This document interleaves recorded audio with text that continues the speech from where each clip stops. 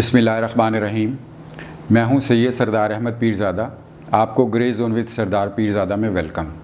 New Zealand کی team واپس چلی گئی، لیکن وہ ابھی تک ہماری شہ سرخیوں میں موجود ہے۔ وہ کہتے ہیں نا کہ سانپ کی لکیر کو پیٹنے کا کیا فائدہ۔ اگر ہم ایک طرف کہتے ہیں کہ ہمارے خلاف 5th جنریشن ہائبرڈ وار چل رہی ہے، تو 5th جنریشن ہائبرڈ وارفیئر کا ڈیفینیشن شاید یہی ہے کہ گولہ بارود کی جگہ ایسے چیزیں استعمال کی جائیں، ایسے سائیکولوجیکل وارفیئر ٹولز استعمال کیے جائیں کہ مخالف کے علاقے میں معاشرتی، لسانی یا دیگر فساد پڑے اور ان کے ذہنی الجھاؤ پیدا ہوں۔ جو ہمارے مخالفین تھے، ہم کہتے ہیں کہ ان کی وجہ سے، جس میں ہم را کا نام لیتے ہیں، اور شیخ رشید صاحب کے بقول جو دستانے پہنے خفیہ ہاتھ تھے، اور جس کی ڈیفینیشن یا جس کی جو تشریح ہے وہ لیفٹیننٹ جنرل ریٹائرڈ توقیر ضیاء صاحب نے کی، کہ ان کے خیال میں یہ جو دستانے پہنے خفیہ ہاتھ ہیں وہ دنیا میں ایک ہی ہیں ملکہ برطانیہ کے حوالے سے۔ اب یہ پتہ نہیں جنرل توقیر ضیاء صاحب کا اندر کی خبر تھی یا ان کا ایک تجزیہ تھا۔ خیر جو بھی ہیں، ہمارے خلاف جنہوں نے یہ 5th جنریشن ہائبرڈ وارفیئر کی ہے وہ کامیاب رہے ہیں۔ ہم نے ان کا کیا سد باب کیا ہے؟ بے شک اب ہم کہتے پھر رہے ہیں کہ نیوزی لینڈ کے جو ان کے ٹیم کے جو حکام ہیں وہ کہہ رہے ہیں کہ ہم اس کا ازالہ کریں گے۔ بے شک ہم یہ کہہ رہے ہیں کہ جو انگلش ٹیم کے لوگ ہیں وہ پچھتا رہے ہیں اور کہہ رہے ہیں کہ جی ہمیں نہیں بتایا گیا۔ بے شک ہم یہ کہہ رہے ہیں کہ برطانوی جو وزیر اعظم ہیں وہ بھی اپنے کرکٹ بورڈ پر ناراض ہوئے ہیں کہ کیوں جو پاکستان کا دورہ ملتوی کیا گیا، ختم کیا گیا۔ تو یہ سب چیزیں وہی ہیں نا کہ لکیر کو پیٹنے کا کیا فائدہ۔ ہم نے اس حوالے سے جو ہمارے اوپر 5th جنریشن ہائبرڈ وارفیئر را کی طرف سے یا جو دستانے پہنے خفیہ ہاتھ ہیں ان کی طرف سے ہمارے اوپر جو نافذ کی گئی، اس کا ہم نے سد باب کیا کیا۔ اس کا سد باب یہ تو ہو سکتا ہے کہ انٹرنیشنلی جا کے ہم اتنا ایکسپوز کریں ان مخالفین کو، ان اپنے دشمنوں کو، کہ جو ہمارے جو انٹرنیشنل برادری کے لوگ ہیں ان کو بھی کچھ پتہ چلے۔ لیکن آپ دیکھیے کہ اس وقت یونائٹڈ نیشن کی جنرل اسمبلی کا اجلاس ہو رہا ہے جس میں دیگر سربراہان گئے ہیں، لیکن ہمارے وزیر اعظم صاحب وہاں نہیں گئے۔ یہ نہیں ہو سکتا کہ ان کو بلایا نہ گیا ہو، لیکن وہ خود نہیں گئے۔ یہاں سے وہ ورچوئل خطاب کریں گے پاکستان سے بیٹھ کے، جبکہ انڈین پرائم منسٹر مودی وہاں گئے ہیں، دیگر پرائم منسٹر آ رہے ہیں۔ یہ بات بٹوین دا لائنز کہی جا سکتی ہے کہ ہو سکتا ہے پاکستان کے وزیر اعظم عمران خان صاحب نے وہاں جانا اس لیے اوائڈ کیا ہو کہ ان سے طالبان کے حوالے سے بہت زیادہ کوسچنز ہو سکتے ہیں۔ خیر یہ ایک علیحدہ بات۔ لیکن جب انڈین پرائم منسٹر وہاں گئے تو وہ پوری طرح ڈپلومیٹک جو سرگرمیاں اس میں مصروف ہیں، امریکہ جا کے یونائٹڈ نیشن کی جنرل اسمبلی کے جو اس میں اجلاس میں شرکت کے ساتھ ساتھ اب وہاں جو ان کی سفارتی سرگرمیاں ہیں اس میں وہ دیگر معاملات تو ہیں، لیکن اس میں سر فہرست جو ایجنڈا آتا ہے اس میں پاکستان کے خلاف پراپیگنڈا بھی ہے۔ اس کی سب سے تازہ مثال یہ ہے کہ جو انڈین پرائم منسٹر ہیں انہوں نے جو امریکہ کی وائس پریزیڈنٹ ہیں ان سے ملاقات کی ہے، اور وائس پریزیڈنٹ جن کا اوریجن انڈیا میں ہے، خواہ وہ اپنی زندگی میں وہاں شاید کبھی گئی بھی نہ ہوں، لیکن ان کا اوریجن انڈین ہے، اور انڈیا والوں نے جب وہ الیکٹ ہوئی تھی تو اس کو پوری طریقے سے کوائن کرنے کی اور ان کے ساتھ لنک رکھنے کی پوری کوشش کی، جس کا ثبوت آج مل گیا ہے۔ یعنی جب انڈین پرائم منسٹر وہاں گئے اور ان سے ملاقات کی تو اس وائس پریزیڈنٹ جو امریکن وائس پریزیڈنٹ ہیں انہوں نے پاکستان کے اندر جو ٹیررزم فروغ پا رہا ہے یا ٹیررزم کے حوالے سے اپنے خدشات کا اظہار کیا، اور یہ کہا بظاہر ان کے جو مفہوم آ رہا ہے کہ انڈیا کی ان کی سپورٹ اس میں نظر آ رہی ہے۔ تو یہ ایک سکسیس ہے انڈین پرائم منسٹر کی اور انڈین ڈپلومیسی کی، جبکہ ہم ٹوٹلی جو ہے اپنے نیوزی لینڈ کی ٹیم کو لے کے صرف اپنے جو یہاں پہ ناظرین ہیں، جو پاکستانی عوام ہیں، ان کو سنائے جا رہے ہیں دن رات۔ ہم تو ہر وقت اپنے ان اتھارٹیز کے ساتھ ہیں جو پاکستان مخالف لوگوں کے سامنے سینہ سپر ہیں یا ان کے ساتھ ہر طرح کا نبرد آزما ہوتے ہیں۔ پوری پاکستان قوم 22 کروڑ کی 22 کروڑ پاکستان کے مخالفین کے ساتھ جو بھی جنگ لڑ رہا ہے، جو پاکستان کے اندر لڑ رہے ہیں، جو جس طریقے سے بھی لڑ رہے ہیں سفارتی سطح پر، سرحدوں پر، ہم ان کے شانہ بشانہ کھڑے ہیں۔ ہمیں کنونس کرنے کی زیادہ ضرورت نہیں ہے، لیکن جہاں محاذ ہے 5th جنریشن وارفیئر کا، جو انڈیا کامیاب ہو چکا ہے، نیوزی لینڈ کا ایک بہت بڑے یہ ٹیم واپس بھیج کے بہت بڑا اس نے وار کیا ہے۔ کہتے ہیں نا کہ مدر آف آل بمس، جو وہ بہت بڑا مام ہوتا ہے وہ تو ہزاروں لاکھوں انسان مار دیتا ہے، لیکن اب زمانہ 5th جنریشن وارفیئر کا ہے، تو انڈیا نے مدر آف آل بم جو ہے 5th جنریشن وارفیئر کا استعمال کر کے پاکستان کو نقصان پہنچایا ہے، اور پاکستان کے جو حکام ہیں وہ صرف اپنے پاکستانیوں کو سنائی جا رہے ہیں، لکیر پیٹی جا رہے ہیں، غصہ نکالی جا رہے ہیں، جبکہ باہر صرف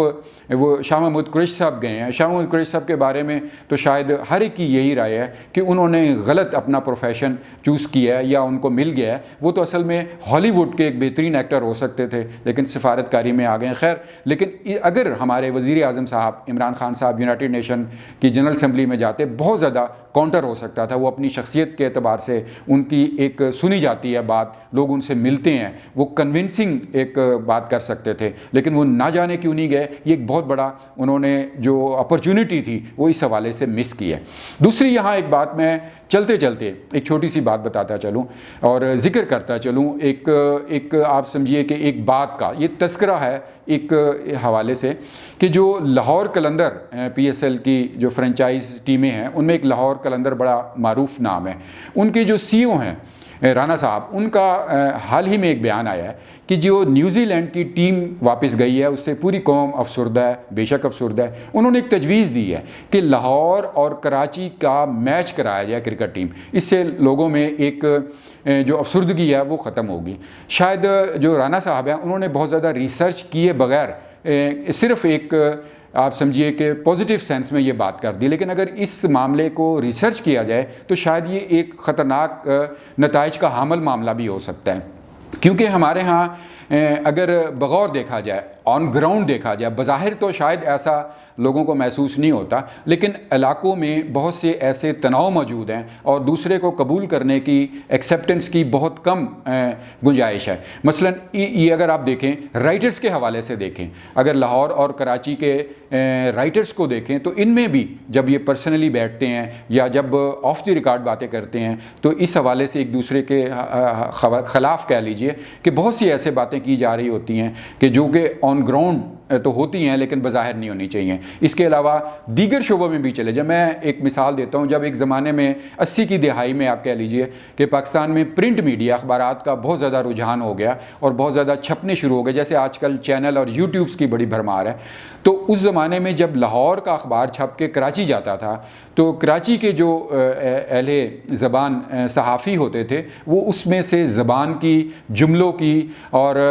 جو سینٹنس کی کنسٹرکشن ہوتی ہے اس کی بے شمار غلطیاں نکالتے تھے، تو لہٰذا ادر سینس کہا یہ کہنا چاہیے کہ لاہور کو اس زمانے میں جو تھا وہ زبان جو صحافتی زبان یا وہ اس حوالے سے شاید اتنے پرفیکٹ نہیں تھے۔ تو جب کہ دیکھا جائے تو اگر یہ خدا نخواستہ یہ چیز زیادہ فروغ پا گئی اور لسانی ہمارے یہاں معاملات بھی موجود ہیں، ابھی تک ہمارے یہاں پولیٹیکل پارٹیز ایسی ہیں جو سم کارڈ استعمال کرتی ہیں،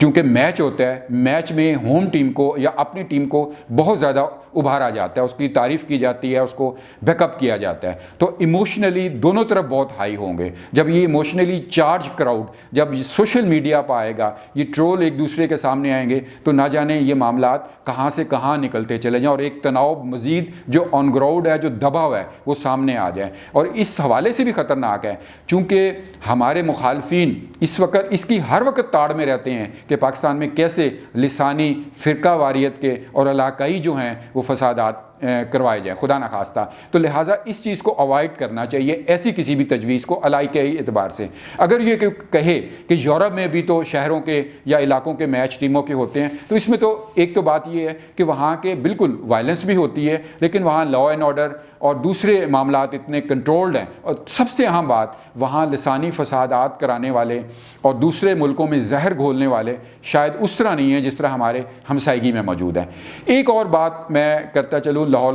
قلندر کا ذکر آیا تو یہ معاملہ ایک چھوٹا سا تصوف کے حوالے سے ہے، یہ ذرا آپ غور سے سنیے گا، اس میں صرف یہ ایک بات ہے، ذکر ہے۔ جو قلندر ہے وہ ہمارے ایک بہت بڑے بزرگ جو شہباز قلندر سندھ میں 7 شریف میں مدفون ہے، ان کا جو تھا انہیں قلندر وہ خطاب تھا، ان کا آپ کہیے کہ تصوف میں ان کی جو رینکنگ تھی وہ قلندر تھی، اس حوالے سے لاہور قلندر نے یہ ٹیم کا نام لاہور قلندر رکھا گیا۔ جبکہ شہر لاہور میں ایک بہت بڑے اور بزرگ جو داتا صاحب مدفون ہیں، جنہیں عموماً ہم کہا جاتا ہے کہ داتا کی نگری کہا جاتا ہے۔ اچھا، اب یہاں سے بہت ہی حساس سا ایک تصوف کا معاملہ شروع ہوتا ہے۔ دیکھیے جس طرح ہمارے ابھی عملی زندگی میں علاقے تقسیم ہوتے ہیں، مثلا پنجاب ہے، سندھ ہے، بلوچستان ہے، KPK ہے، اب جو صوفی ہوتا ہے وہ اپنے علاقہ اس کو ایک دے دیا جاتا ہے، جو ان کے آگے بزرگ ہوتے ہیں یا جن سے ان کا تعلق ہوتا ہے، مرشد ہوتے ہیں، ان کو وہ علاقہ دیا جاتا ہے کہ وہاں جاؤ تبلیغ کرو۔ اور دیکھا جاتا ہے کہ عموماً ایک علاقے میں ایک ہی بزرگ ہوتے ہیں۔ مثلا یہ ہم نے کتابوں میں پڑھا ہے کہ فلاں بزرگ کو حکم ہوا، ان کے مثلا داتا صاحب کی کتاب میں بھی ہیں، کشف المحجوب میں اور کتابوں میں بھی بزرگوں کی، کہ آپ فلاں علاقے میں جائیں اور وہاں تبلیغ کریں، انہیں ان کے مرشد حکم دیتے ہیں۔ یہ تصوف کے معاملات جو ہیں وہ میں آپ سے ذکر کر رہا ہوں، میں تو اس معاملے میں بالکل نابلد ہوں، لیکن ایک چھوٹی سی بات جو میرے ذہن میں تھی وہ میں آپ تک پہنچانا چاہ رہا ہوں۔ خیر، تو یہ علاقے مثلا جس طرح ایک پنجاب کا گورنر ہیں، ایک سندھ کے گورنر ہیں، ایک بلوچستان KPK کے گورنر، بے شک وہ ایک دوسرے کے علاقے میں آتے ہیں کرتے ہیں، لیکن ان کے انتظامی معاملات اپنے اپنے علاقوں میں چلتے رہتے ہیں۔ اب جیسے میں نے کہا کہ قلندر سندھ کے ایک بہت بڑے بزرگ، وہاں ان کو حکم تھا وہاں تبلیغ کرنے کا، ان کی اب تک وہاں پہ برکات سے لوگ فیض اٹھا رہے ہیں۔ اسی طرح لاہور میں داتا صاحب بہت بڑے بزرگ، ان کی برکات سے لوگ فیض اٹھا رہے ہیں۔ جو لاہور قلندر نام رکھا گیا ہے یہ ان بزرگوں کے نام پہ رکھا گیا ہے جو سندھ کے لاہور شہباز قلندر ہیں۔ اچھا، اب دیکھا جائے تو ایک اور واقعہ جو بڑا تصوف کی تاریخ میں بہت معروف ہے کہ جب ایک جگہ پر بزرگ کے پاس دوسرے علاقے کے بزرگ آئے اور انہوں نے تبلیغ کرنی چاہی، تو پہلے بزرگ نے جو دودھ کا پیالہ تھا بھرا ہوا وہ ان کے سامنے دیا اور انہوں نے کہا اس میں اور دودھ ڈالیں۔ جب انہوں نے ڈالا تو وہ یقیناً نیچے گرا۔ انہوں نے مسکرا کے کہا کہ دیکھیے کہ یہ دودھ اور اس میں نہیں آ سکتا۔ تو پہلے بزرگ نے ان کے ہاتھ میں پھول تھا، انہوں نے نکال کے اس کے اوپر رکھ دیا جو تیرنا شروع ہو گیا۔ تو بزرگ نے کہا کہ یہ تیر سکتا ہے لیکن دودھ کی اور گنجائش نہیں ہے۔ اب داتا صاحب، اچھا اس میں ایک اور بات بھی یہ دیکھیے کہ جو بزرگ ہوتا ہے، ایک بزرگ دوسرے کے بالکل خلاف نہیں بلکہ ان کے بہت بڑے حامی ہوتے ہیں، لیکن جو بزرگ آپس میں ہوتے ہیں وہ ایک دوسرے کا احساس کرتے ہیں۔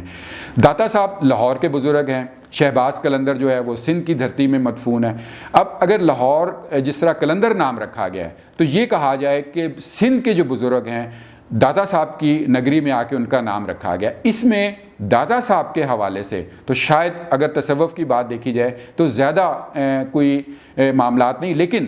تصوف میں کہا جاتا ہے جو خود بزرگ ہوتے ہیں وہ دوسرے کا احساس کرتے ہیں۔ ہو سکتا ہے اس حوالے سے اگر جو تصوف پہ یقین رکھتے ہیں کہ جو قلندر نام رکھا گیا لاہور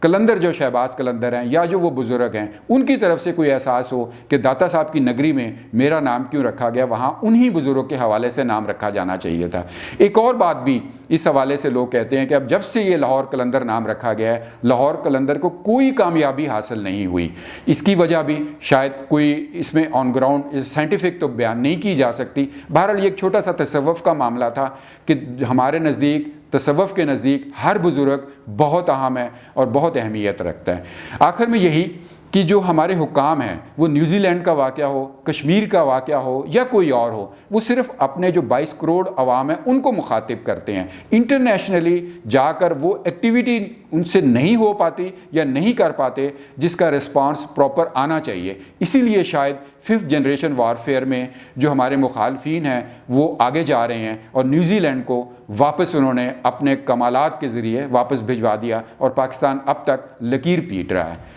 ڈیئر ویورز، آپ کو یہ گفتگو کیسی لگی آپ ضرور بتائیے گا، فیڈ بیک دیں، اپنے کمنٹ باکس جو نیچے بنا ہوا ہے اس میں کمنٹس کیجئے، ویڈیو کو لائک کریں، شیئر کریں دوستوں کو اور سبسکرائب کریں اس چینل کو اگر آپ نے اب تک سبسکرائب نہیں کیا۔